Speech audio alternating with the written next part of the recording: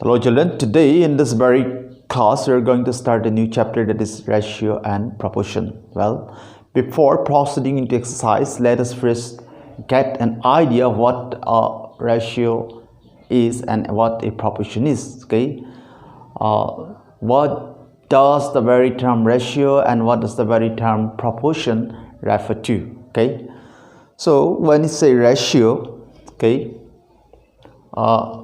ratio, a ratio, okay, a ratio is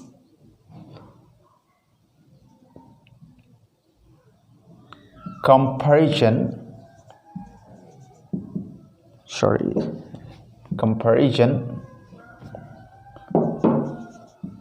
ratio is comparison of two figures or of two values. Okay, ratio is comparison of two figures or of two values representing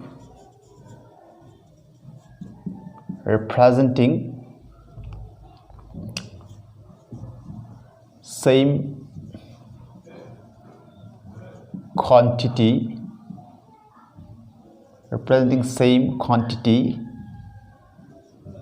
and expressed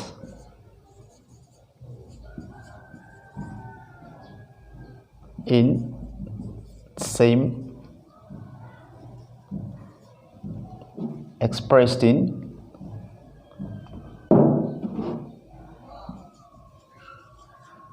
same unit. Okay, that is what called ratio. So by definition, what you got to see, a ratio is comparison of two figures or two values representing the same quantity and expressed in same unit. So what we got, to be a ratio, okay, there are two conditions. What are the conditions? First condition is that they must, okay, the terms must represent the same quantity, okay, and their unit must be same. These two conditions should be, this condition must be fulfilled to be a ratio. You have to remember, point to remember, okay, to be a ratio. What you got, number one point, what you got, that they must represent the same quantity. Okay, ratio should represent the same quantity. So remember, same quantity, okay, same quantity, and point number two is what, same unit. These two things are must for a ratio. That means, see, same quantity means we cannot compare suppose time and weight of something. We cannot compare. You can compare time with time, okay. We can compare days with hours, okay, hours to hours, days to days, month to month, minute to minute, okay. That's time is a quantity, and so when say hours, minutes, second, these are what, unit. Okay, so that means quantity should be same. Suppose something is liquid and something is solid, then the quantity is not same. Okay, liquid and solid quantity is not same, so their comparison will not be possible. To be compared, the quantity must be same, that is the first condition, and they must represent the same quantity, that is the first condition, and condition number two, their unit must be same. These two conditions should be fulfilled. Okay, now see, say for example, when you write A, B, suppose A is to B, okay, so this is how to read. We read it, either we read question A exercise is to B. Either we read A is to B, or we read A ratio B. Okay, and this A is called first term. This A is the first term. Okay, a ratio, to be a ratio you must need two terms. Okay, to be a ratio we must need two terms.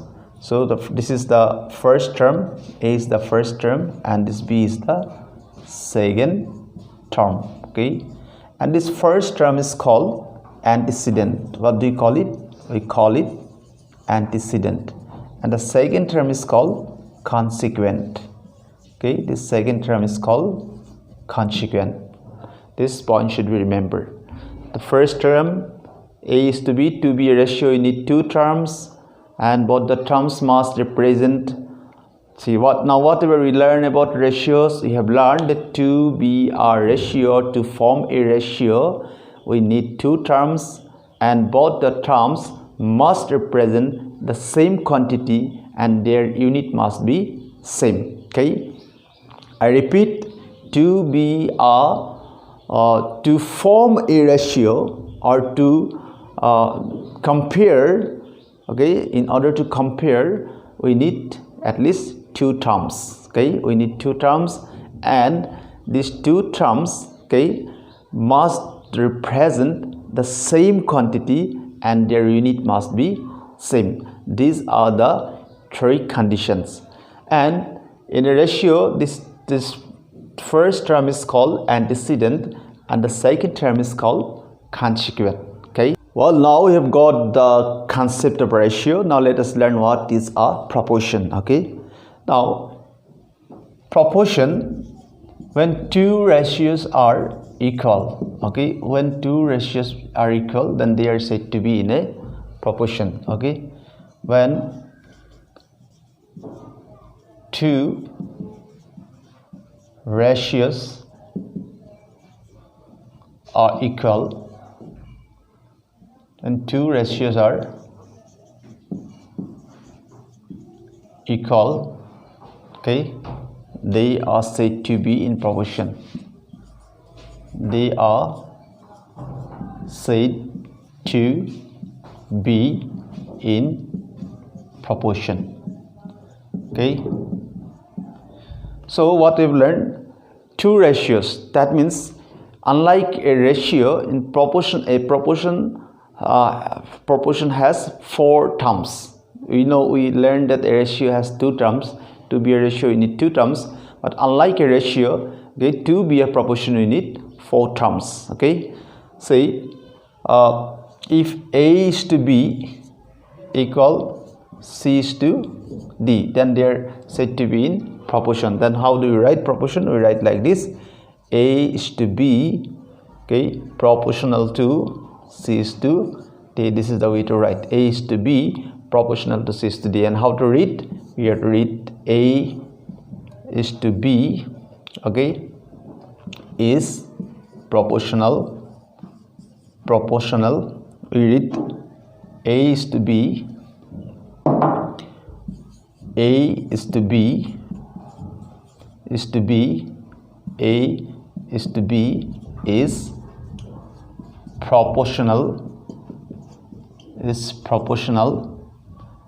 to C is to D. This is the way how to read. Okay, and if A is to B is equal to C is to D, if A and B are two ratio, A and B is a ratio, A is to B is a ratio and C is to B is a ratio. Okay, A is to B is a ratio and C is to D is a ratio, and this ratio and this ratio, they are equal to each other. Okay, since they are equal, so they are in proportion. Then how do we write? We write like this: A is to B is proportional to C is to D, and we read like this: A is to B is proportional to C is to D. And in a proportion, see, we have got how many terms? This is called first term. Okay, this is first term, this is second term, this is third term, and this is fourth term. Okay, now this first and fourth term, again we call it extreme. We call it extreme. Okay, and this middle term, are called mean. Okay, what they call this B and C. Okay, these two middle terms are called mean. Okay, here no space, so I wrote only M. Okay, it's called mean, MEA, and mean. This is called MEA and mean, and this term is called extreme. What we call? We call them extreme. Okay, this is extreme, and this is D is also extreme, and this B is mean, and this C is mean. So what we have learned, that in a proportion we have got two terms, unlike proportion in a ratio. So what we've learned, in a ratio we have got two terms, but unlike a ratio, in a proportion we have got four terms. Okay, the first and last term, this first term and fourth term of a proportion is called extreme. The first term and fourth term of a proportion are called extreme, and the two middle terms, that means second term and third term of a proportion are called mean. Okay, so this much we should learn first before proceeding to the exercise. Before going to solve the exercise, we must have this knowledge, and we have to remember that in a proportion, okay, extreme into extreme equal mean into mean. So in a proportion,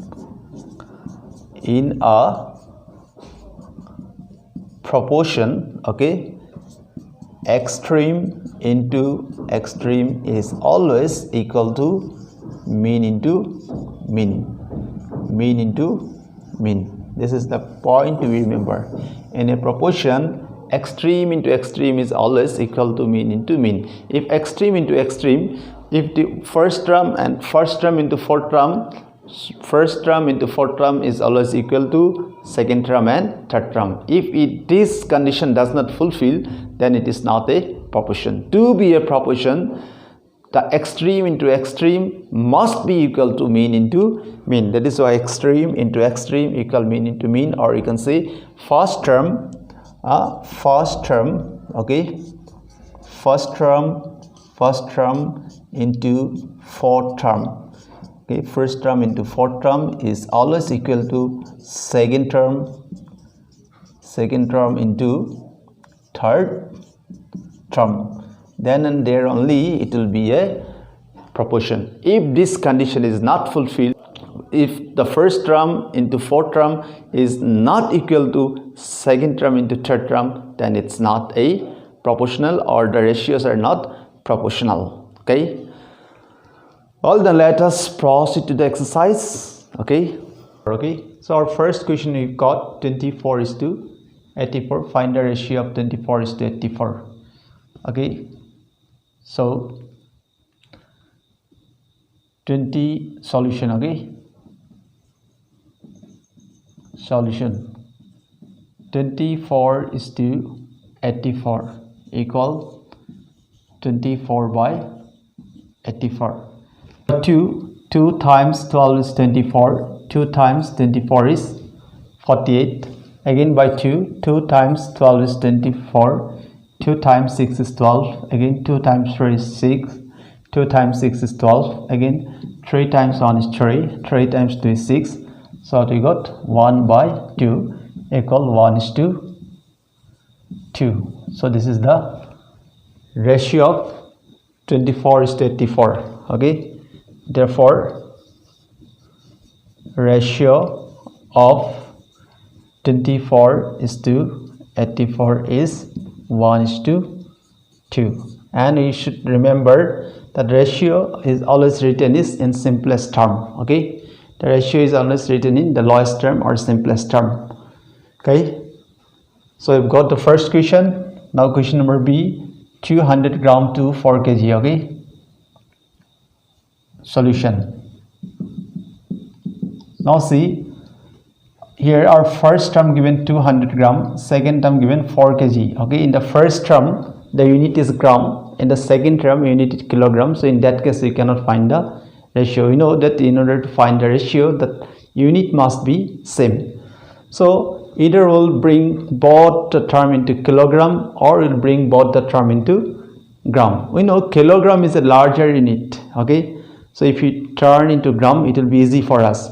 But gram is smaller in it. If you turn gram into kilogram, we will get decimal. Then it will be difficult for us to compute. Okay, for calculation and all, so there is chance to make mistake whenever we will get decimal. So we will try to avoid the decimal. So we always what we'll do, we'll try to convert the larger term into smaller term. Okay, instead of converting the smaller term into larger, you can do both way. You can turn the smaller term into larger term also, no problem. But if you convert the smaller term into bigger term, you will get decimal, and then you'll suffer while calculating. Okay, so what we'll do first, 200 gram. 200 gram, we got first term. Okay, let us just write the first term. First term, what we got, 200 gram. Then second term, okay, second term what we got, 4 kg. Okay, now see, second term we got 4 kg. I can convert it into gram. We know 1000 gram makes a kilogram. So what you can do, 4 into 1000 gram. After multiplying by 1000, kilogram will turn into gram. 4 into 1000 gram. Now it is already in this first term also in gram, second term is also in gram. Now we can find out the ratio very easily. Okay, therefore the ratio of, okay, the ratio of 200 gram to 4 kg is, okay, 4 kg is equal. Okay, what we got, first term what we got 200 gram. This is our first term. Second term what we got, 4 into 1000 gram. So what we write, 4 into 1000 gram. Okay, now in the following step you see, 200 gram and denominator plus 4 into 1000 gram. Okay, now this gram cancel, the zero cancel, the zero cancel. Here remaining, then numerator plus remaining only 2. So 2 times 1 is 2. Here 2 times 2 is 4. So numerator plus we have got 1. Denominator plus we have got 2 into 10. 2 times 10 is 20. What we got? 1 is to 20. Okay, this is the ratio of 200 gram to 4 kg, and this is the solution of question number 1, sub question B. Okay, now let us solve question number F. Question number F, what we got, 7.35 to 10.95. okay, 7.35 to 10.95. so solution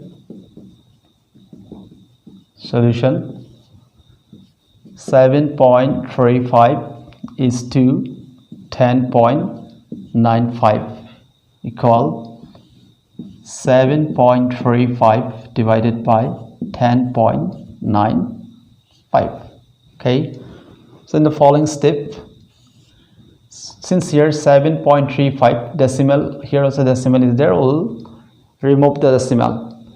Since here 7.35 decimal is before 2 digit from the right hand side, 1 digit, 2 digit decimal. So in order to remove the decimal, what we'll do, we'll multiply by 100. okay, and here also 10.95 will multiply by 100. okay, after multiplying by 100, now 7.35 will become 735 and 10.95 will become 1095. okay, so if you don't understand, you can see like this. See, 7.35 into 100. okay, whenever, see, since we are multiplying by 100, okay, whenever we multiply by 100, decimal will go 2 digit left to right, or decimal will 2 digit backward. Okay, if you multiply by 10, decimal will go 1 digit backward. If you multiply by 1000, in 1000 3 zeros, so decimal will go 3 digit backwards. Since the decimal is before 2 digit, we have multiplied by 100, so in 100 there are 2 zeros, so decimal will go 2 digit left to right. So how it goes is, see, if you multiply, we know whenever you multiply any number by 100, you have to put 2 zeros after the number. So number was 735, we'll put these 2 zeros. And now see, decimal is before 1 digit, 2 digit decimal, so here also 1 2 decimal. After decimal the zero has no value. What we got? 735. That is why you have written here 735. Similarly downside also, 10.95 into 100, it become 1095. Okay, now see, this both are divisible by 5. We know a number is divisible by 5 with a digit at one's place is either 0 or 5. So 5 times 1 is 5. Okay, remaining 2 23. 5 times 4 is 20. Remaining 2 35. 5 times 7 is 35. 5 times 2 is 10. Again 5 times 1 is 5, 45. 5 times 9 is 45. Okay. Now again you can divide by 3. 3 times 7 is 21. 3 times 3 is 39. 3 times 4 is 12, 27. 3 times 9 is 27. So now what we got? We got 49 by 73. What we got? 49 by 73. That means 49 is to 73. This is the solution of question number 1, sub question F. So now let us proceed to question number 2, that is express each of the ratios in the simplest form. Okay, so sub question A, 150 is to 400, simplest form. Solution, simplest form means you have to turn into lowest term. Okay, so we got here 150 is to 400. Okay, this is our question. So what we'll do, all right, in fraction 150 divided by 400. Now directly finding out the HCF, with the HCF directly you can divide, or you can divide step by step also. See, this zero gone. What remaining here? That means we have divided by 10. Remaining what? 15 and 40. Okay, numerator plus remaining 50, denominator plus remaining 40. Now 5 times 3 is 15, 5 times 8 is 40. So what can you write? 3 by 8. That means 3 is to 8. This is the solution for question number 2, sub question A. Okay, now we'll solve question number C. A doesn't do a score. Okay, so solution. Okay, A doesn't means 12. Okay, and A score means 20. Okay, so what to write? A dozen is to A score. Okay, equal 12 is to 20, equal 12 by 20. Now rest is very simple. 4 times 3 is 12, 4 times 5 is 20. What we got? 3 by 5. Now what we can write? 3 is to 5. Okay, this is the solution for question number 2, sub question 3. Now let us solve question number F, that is 75 pies to rupees 3. So first term what we got? First term we got 75 pies. Okay, and second term what we got? Second term we got rupees 3. Okay, so pies is a smaller unit and rupees is a larger unit, bigger unit. So let the pies remain. Okay, let the pies remain as pies, and this rupees will convert into pies. so that there will be no decimal. If you convert the pies into rupees, okay, then you will get decimal. So but we want to avoid the decimal, so we will not convert the pies into rupees. Instead of converting pies, the smaller unit, into rupees, we will convert the rupees, the bigger unit, into smaller unit. Okay, so we know 100 pies make a rupee, so I'll write 3, we'll write here 3 into 100 pies. As soon as we multiply 3 by 100, it will no more remain rupees, it will become pies. It was rupees 3. Since we have multiplied by 100, right after multiplying by 100, this rupees will no more rupees, rupees will convert into pies. Okay, now rest is very easy. So 75 pies, okay, is to rupees 3 equal what, right? What we got? We got 75 pies is to 3 into 100 pies. Okay, so in the next step, 75 pies, denominator place 3 into 100 pies. Okay, pies and pies cancel. 3 times 1 is 3, 3 times 25 is 75. Now 25 times 1 is 25, 25 times 4 is 100. Now what we got? 1 by 4, that means 1 is to 4. This is the solution for question number 2, sub question F. Well, let us solve one more question from this very question number 2, that is 12, question number I, sub question I, 12 hours to 2 days. Okay, so first term what we got here? We got 12 hours. Okay, and second term we got here, we have got the second term 2 days. We know hours is a smaller unit, okay, and days is a bigger unit. We try not to convert the smaller unit into bigger unit, since if we convert the smaller unit to bigger unit, we get decimal. So we'll convert this days into hours. We know 24 hours make a day. So in order to convert 2 days into hours, we will multiply by 24. As soon as we multiply 2 by 24, it no more remains days, it become hours. Okay, so rest is very simple. Okay, therefore 12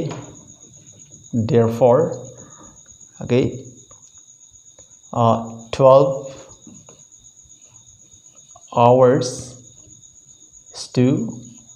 is to 2 days equal, we got here 12 hours is to 2 into 24 hours. Now both are in same unit.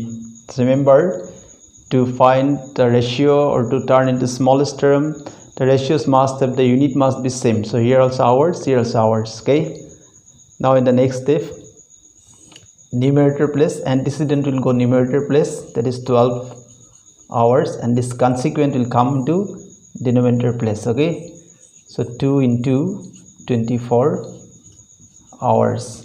Okay, now this hours cancel. Okay, now 2 times 1 is 2, 2 times 6 is 12, 6 times 1 is 6, 6 times 4 is 24. So what we got? 1 by 4. That means 1 is to 4. This is the solution for question number 2, sub question I. Rest you solve yourself. It's very simple question, nothing is there. Okay, well now let us proceed to question number 3. That is very simple question. Which ratio is the greater? Okay, sub question A has been picked up for you. So we've got 2 ratios. One is 6 is to 11 and another is 9 is to 14. 6 ratio 11, 9 ratio 14. You have got 2 ratios. we have to compare them. We have to find which one is greater out of these two. Okay, so solution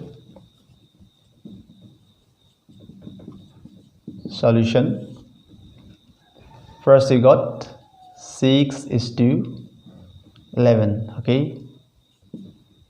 all right, that means what, 6/11. And then what we got, 9:14. that means what we got, 9/14. Now see, 6/11 and 9/14. Now what we'll do, we'll do cross multiplication. Okay, so by left side numerator multiply the right side denominator. Okay, 6 into 14, okay, equal 6 times 4 is 24, and carry over 2, and 6 times 1 is 6, carry over 2, 84, and 9 by this 9 and multiply this 11, this cross. Okay, this cross multiplication, left side numerator into right side denominator, right side numerator into left side denominator. So 9 into 11, what we're getting, 95. Now since, okay, 99 is larger than 84, since 99 is larger than 84, okay, 6 into 14 you got 84, and 9 into 11 you got 99. Now see, this 99 is larger than 84, so I'll write 99 larger than 84. Since 99 is larger than 84, therefore, okay, while taking 99, getting 99, our numerator was 9, so 9/14, that means 9:14 is larger than 6:11. Okay, that is the solution for question number 3, sub question A. Now sub question D, you see 2.5 is to 7.5. okay, so solution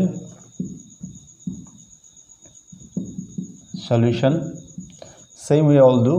Okay, so what we got here, 2.5 is to 7.5 equal 2.5 divided by 7.5, and 3.2 is to 5.2 equal what you got, 3.2 divided by 5.2. okay, now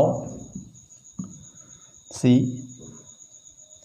2.5 by 3.2, okay, and 3.2 5.2, this 2 we have turned into fraction, is it? Now see, 2.5 into 5.2, okay, 2.5 into 5.2 equal, now see, by this 25, if you multiply 5.2, 25 into 2, 50, okay, carry over 5, and 25 times 5 is 125, and carry over 5, 130. okay, we got 1300. Now this is the 5.2, that means decimal is before one digit from the right hand side, and 2.5 here also decimal is before one digit from right hand side. So 1 plus 1, 2 digits, so 1 digit, 2 digit, decimal. okay, after decimal the 0 has no value, so it become 13. And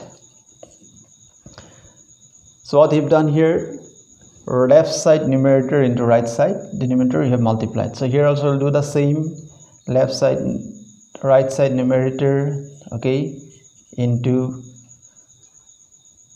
left side denominator, 3.2 into 3.2, okay, 32 into 2, 64, okay, 32 into 2, 64, carry over 6.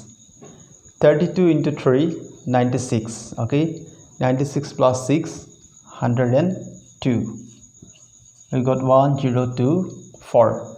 Now one digit decimal, so 1 plus 1, 2 digit decimal, so 1 digit, 2 digit, here will come decimal. What we got here?